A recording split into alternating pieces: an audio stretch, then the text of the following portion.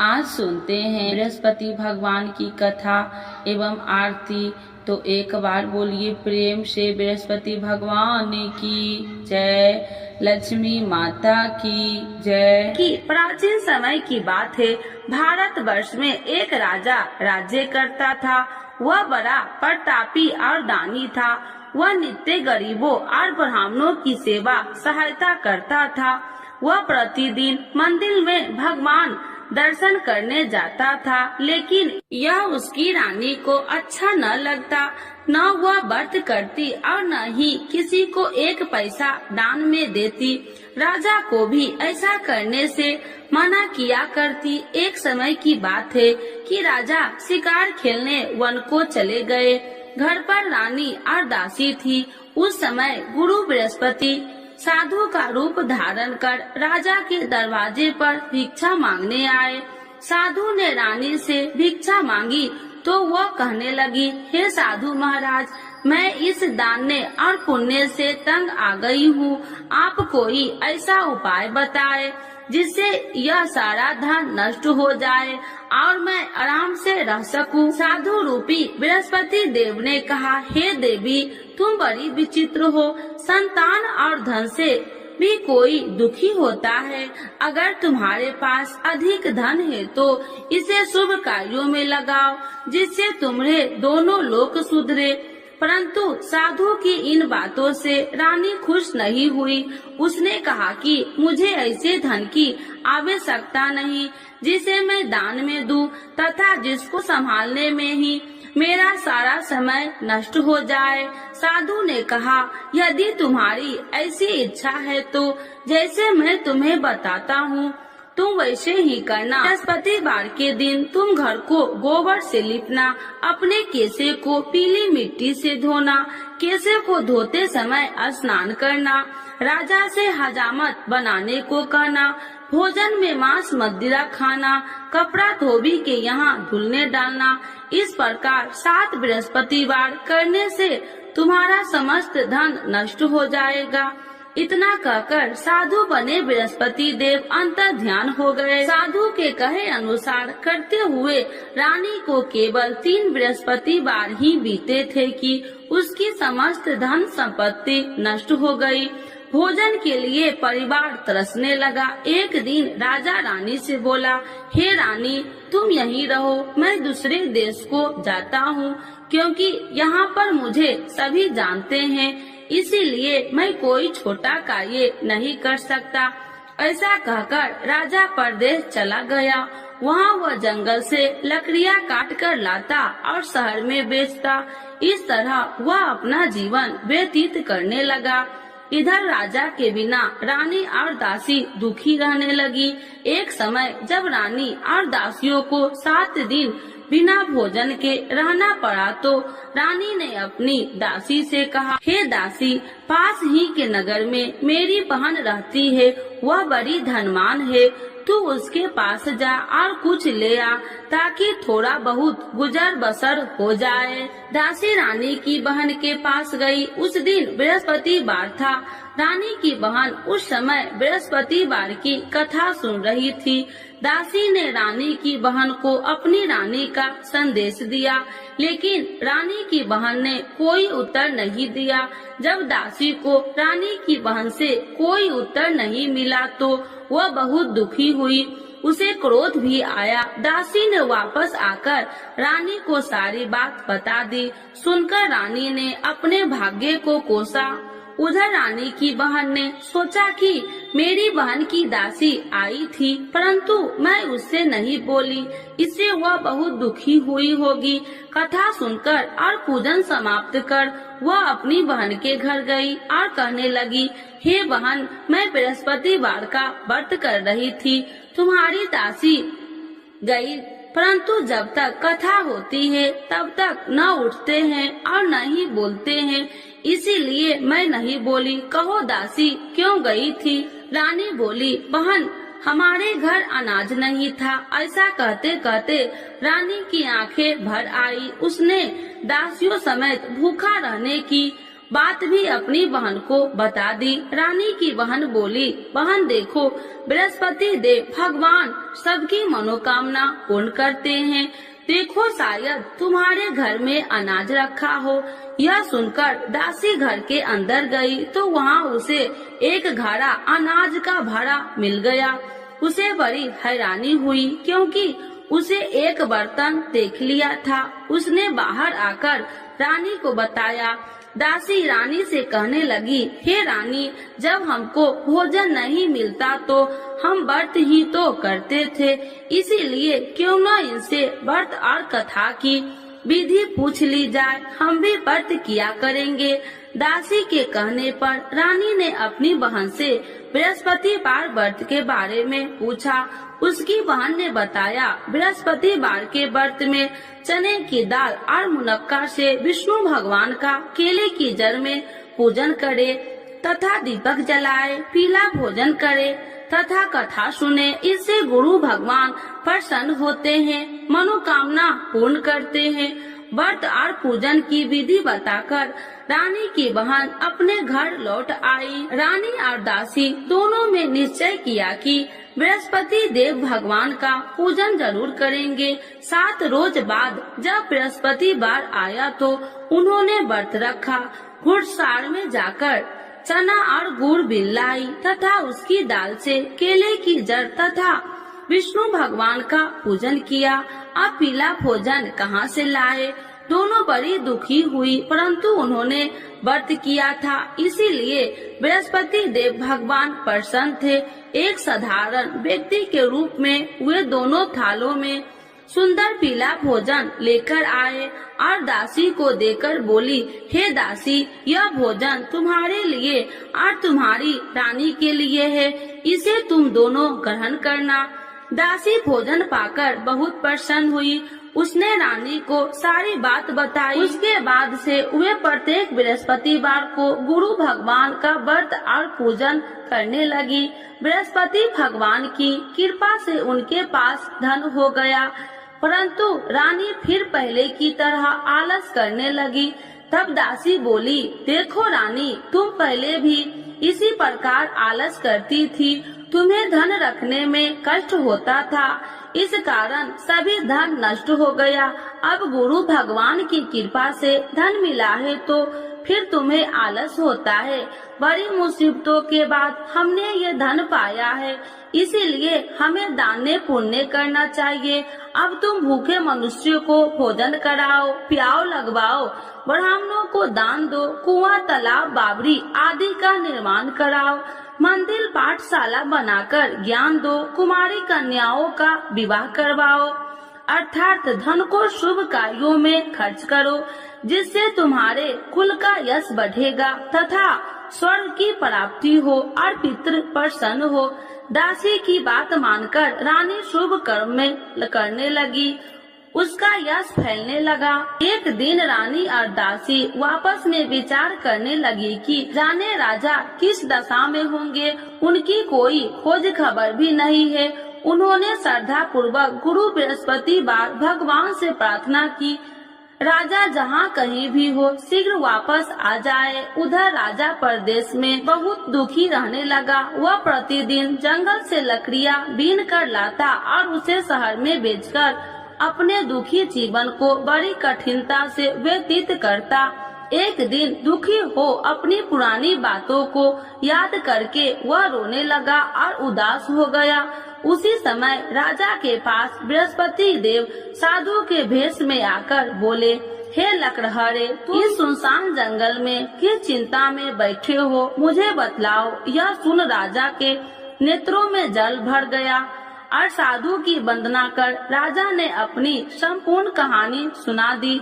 महात्मा दयालु होते हैं। वे राजा से बोले, हे राजा, तुम्हारी पत्नी ने बृहस्पति देव के प्रति अपराध किया था, जिसके कारण तुम्हारी यह दशा हुई।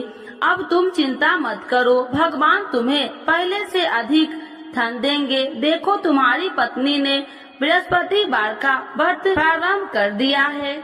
अब तुम भी बृहस्पतिवार का व्रत करके चने की दाल व गुड़ जल के लोटे में डालकर केले का पूजन करो। फिर कथा कहो या सुनो, भगवान तुम्हारी सब मनोकामनाओं को पूर्ण करेंगे। साधु की बात सुनकर राजा बोले, हे प्रभु, लकड़ी बेचकर तो इतना पैसा भई नहीं बचता जिससे भोजन के उपरांत कुछ बचा सकूं। मैंने रात्रि में अपनी रानी को व्याकुल देखा है। मेरे पास कोई साधन नहीं जिससे उसका समाचार जान सकूं। फिर मैं कौन सी कहानी कहूँ, यह भी मुझको मालूम नहीं। साधु ने कहा, हे राजा, मन में बृहस्पति भगवान के पूजन व्रत का निश्चय करो। वे स्वयं तुम्हारे लिए कोई राह बना देंगे। बृहस्पतिवार के दिन तुम रोजाना की तरह लकड़ियाँ लेकर शहर में जाना। तुम्हें रोज से 2 गुना धन मिलेगा, जिससे तुम भली भांति भोजन कर लोगे तथा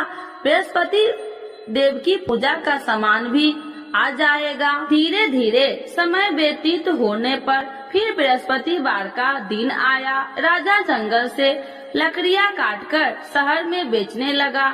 उसे उस दिन और 2 दिनों से अधिक धन मिला। राजा ने चना गुड़ आदि लाकर बृहस्पतिवार का व्रत किया। उस दिन से उसके सभी कलेश दूर हुए। परंतु जब अगले गुरुवार का दिन आया तो वह बृहस्पतिवार का व्रत करना भूल गया। इस कारण बृहस्पति भगवान नाराज हो गए। उस दिन उस नगर के राजा ने विशाल यज्ञ का आयोजन किया था तथा अपने समस्त राज्यों में घोषणा करवा दी कि सभी मेरे यहाँ भोजन करने आवे, किसी के घर चूल्हा न जले। इस आज्ञा को जो न मानेगा उसको फांसी दे दी जाएगी। राजा की आज्ञा अनुसार राज्य के सभी वासी राजा के भोजन में सम्मिलित हुए, लेकिन लकड़हारा कुछ देर से पहुंचा, इसीलिए राजा को उसको अपने साथ महल में ले गए। जब राजा लकड़हारे को भोजन करा रहे थे तो रानी की दृष्टि उस खूंटी पर पड़ी जिस पर उसका हार लटका हुआ था। उसे हार खूंटी पर लटका दिखाई नहीं दिया। रानी को निश्चय हो गया कि मेरा हार इस लकड़हारे ने चुरा लिया है। उसी समय सैनिक बुलाकर उसको जेल में डलवा दिया। लकड़हारा जेल में विचार करने लगा कि जाने कौन से पूर्व जन्म के कर्म से मुझे यह दुख प्राप्त हुआ है। आज जंगल में मिले साधु को याद करने लगा। तत्काल बृहस्पति देव साधु के रूप में प्रकट हो गए और कहने लगे, अरे मूर्ख, तूने बृहस्पति देवता की कथा नहीं की, इसी कारण तुझे यह दुख प्राप्त हुआ है। अब चिंता मत कर, बृहस्पतिवार के दिन जेल खाने के दरवाजे पर तुझे 4 पैसे पड़े मिलेंगे। उनसे तू बृहस्पतिवार की पूजा करना तो तेरे सभी कष्ट दूर हो जाएंगे। अगले बृहस्पतिवार उसे जेल के द्वार पर 4 पैसा मिले। राजा के पूजा का सामान मंगवाकर कथा कही और प्रसाद बांटा। उसी रात्रि में बृहस्पति देव ने उस नगर के राजा को स्वप्न में कहा, हे राजा, तूने जिस जेल में बंद किया है उसे कल छोड़ देना, वह निर्दोष है। राजा प्रातः काल उठा और खूंटी पर हार टंगा देकर लकड़हारे को बुलाकर क्षमा मांगी तथा राजा के योग्य सुंदर वस्त्र आभूषण भेंट कर उसे विदा किया। गुरुदेव की आज्ञा अनुसार राजा अपने नगर को चल दिया। राजा जब नगर के निकट पहुंचा तो उसे बड़ा ही आश्चर्य हुआ। नगर में पहले से अधिक बाग, तालाब और कुएं तथा बहुत सी धर्मशालाएं, मंदिर आदि बने हुए थे। राजा ने पूछा कि यह किसका बाग और धर्मशाला है। तब नगर के सब लोग कहने लगे कि यह सब रानी और दासी द्वारा बनवाए गए हैं। राजा को आश्चर्य हुआ और गुस्सा भी आया कि उसकी अनुपस्थिति में रानी के पास धन कहां से आया होगा। जब रानी ने यह खबर सुनी कि राजा आ रहे हैं तो उसने अपनी दासी से कहा, हे दासी, देख राजा हमको कितनी बुरी हालत में छोड़ के गए थे, वह हमारी ऐसी हालत देखकर लौट न जाए, इसीलिए तू दरवाजे पर खड़ी हो जा। रानी की आज्ञा अनुसार दासी दरवाजे पर खड़ी हो गई और जब राजा आए तो उन्हें अपने साथ महल में लिवा आई।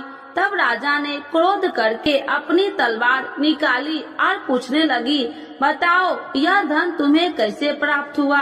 तब रानी ने सारी कथा कह सुनाई। राजा ने निश्चय किया कि मैं रोजाना दिन में 3 बार कहानी कहा करूँगा और रोज व्रत किया करूँगा। अब हर समय राजा के दुपट्टे में चने की दाल बंधी रहती तथा दिन में 3 बार कथा कहता। एक रोज राजा ने विचार किया कि चलो अपनी बहन के यहाँ हो आऊं। इस तरह का निश्चय कर राजा घोड़े पर सवार हो अपनी बहन के यहाँ चल दिया। मार्ग में उसने देखा कि कुछ आदमी एक मुर्दे को लिए जा रहे हैं। उन्हें रोककर राजा कहने लगा, अरे भाइयों, मेरी बृहस्पतिवार की कथा सुन लो। वे बोले, लो हमारा तो आदमी मर गया है, इसको अपनी कथा की पड़ी है। परंतु कुछ आदमी बोले, अच्छा कहो, हम तुम्हारी कथा भी सुनेंगे। राजा ने दाल निकाली और कथा कहनी शुरू कर दी। जब कथा आदि हुई तो मुर्दा हिलने लगा और जब कथा समाप्त हुई तो राम राम कह के वह मुर्दा खड़ा हो गया। राजा आगे बढ़ा, उसे चलते चलते शाम हो गई। आगे मार्ग में उसे एक किसान खेत में हल चलाता मिला। राजा ने उसे कथा सुनने का आग्रह किया, लेकिन वह नहीं माना। राजा आगे चल पड़ा। राजा के हटते ही बैल पछाड़ खाकर गिर गए तथा किसान के पेट में बहुत जोर से दर्द होने लगी। उसी समय किसान की माँ रोटी लेकर आई।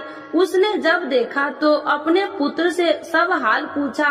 बेटे ने सभी हाल बता दिया। बुढ़िया दौड़ी दौड़ी उस घुड़सार के पास पहुँची और उसने बोली, मैं तेरी कथा सुनूंगी, तू अपनी कथा मेरे खेत पर ही चलकर कहना।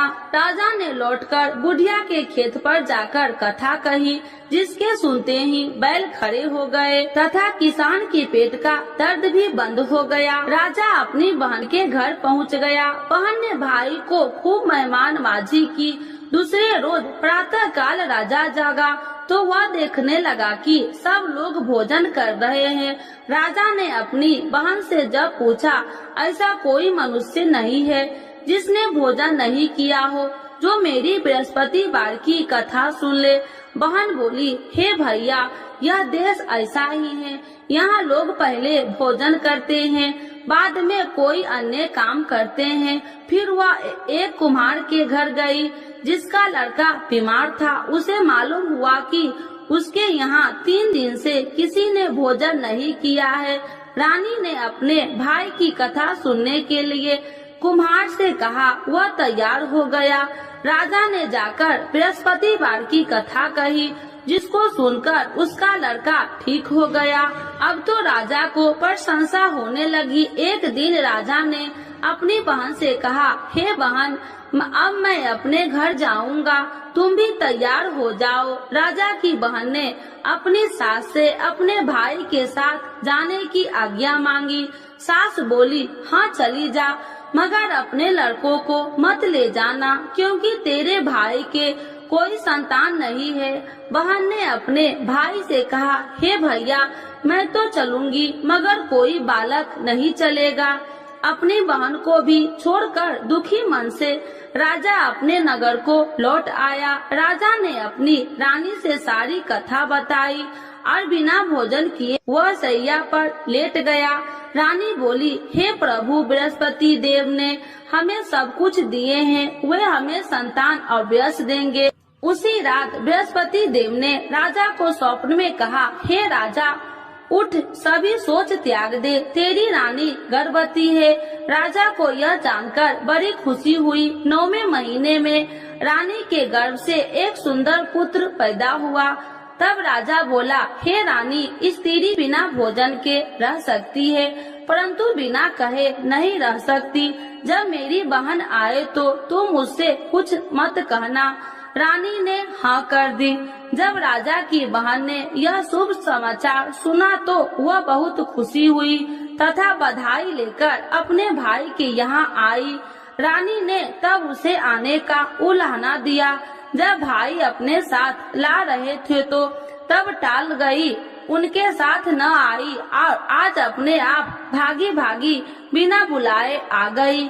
तो राजा की बहन बोली, भाई मैं इस प्रकार न कहती तो तुम्हारे घर औलाद कैसे होती। बृहस्पति देव सभी मनोकामनाएं पूर्ण करते हैं। जो श्रद्धा भाव पूर्वक बृहस्पति वार का व्रत करता है एवं कथा पढ़ता है अथवा सुनता है और दूसरों को सुनाता है, बृहस्पति देव उसकी सभी मनोकामनाएं पूर्ण करते हैं, उनकी सदैव रक्षा करते हैं। जो संसार में सद्भावना से गुरुदेव का पूजन एवं व्रत सच्चे हृदय से करते हैं, उनकी सभी मनोकामनाएं वैसे ही पूर्ण होती है जैसे सच्ची भावना से रानी और राजा ने बृहस्पति देव की कथा का गुणगान किया तो उनकी सभी इच्छाएं बृहस्पति देव जी ने पूर्ण की। अनजाने में भी बृहस्पति देव की उपेक्षा न करे, ऐसा करने से सुख शांति नष्ट हो जाती है। इसीलिए सबको कथा सुनने के बाद प्रसाद लेकर जाना चाहिए। हृदय से उनका नमन करते हुए जयकारा बोलना चाहिए। तो एक बार बोलिए प्रेम से बृहस्पति भगवान की जय, विष्णु भगवान की जय, लक्ष्मी माता की जय। आरती श्री बृहस्पति देव की। ओम जय बृहस्पति देवा, स्वामी जय बृहस्पति देवा। छीने छीने भोग लगाऊं, छीने छीने भोग लगाऊं, कदली फल में बा। ओम जय बृहस्पति देवा, तुम्हें पूरन परमात्मा, तुम्हें अंतर्यामी, स्वामी तुम्हें अंतर्यामी। जगत पिता जगदीश्वर, जगत पिता जगदीश्वर, तुम्हें सबके स्वामी। ओम जय बृहस्पति देवा, चरणामृत निज निर्मल, सब पातक हरिता, स्वामी सब पातक हरिता। सकल मनोरथ दायकी, सकल मनोरथ दायकी, कृपा करो भरता। ओम जय बृहस्पति देवा, तन मन धन अर्पण कर, जो जन शरण पड़े, स्वामी जो जन शरण पड़े। प्रभु प्रकट तब हो करे, प्रभु प्रकट तब हो कर, आकर द्वार खड़े। ओम जय बृहस्पति देवा, दीन दयाल दयानिधि, भक्तन हितकारी, स्वामी भक्तन हितकारी। पाप दोष सब हरिता, पाप दोष सब हरिता, भव बंधन हारी। ओम जय बृहस्पति देवा, सकल मनोरथ दायकी, सब संशय तारो, स्वामी सब संशय तारो। विषय विकार मिटाओ, विषय विकार मिटाओ, संतन सुखकारी। ओम जय बृहस्पति देवा, जो कोई आरती तेरी प्रेम सहित गावे, स्वामी प्रेम सहित गावे। ज्येष्ठानंद बंद सो, ज्येष्ठानंद बंद सो, सो निश्चय पावे। ओम जय बृहस्पति देवा, स्वामी जय बृहस्पति देवा। बृहस्पति भगवान की जय, विष्णु भगवान की जय, लक्ष्मी माता की जय।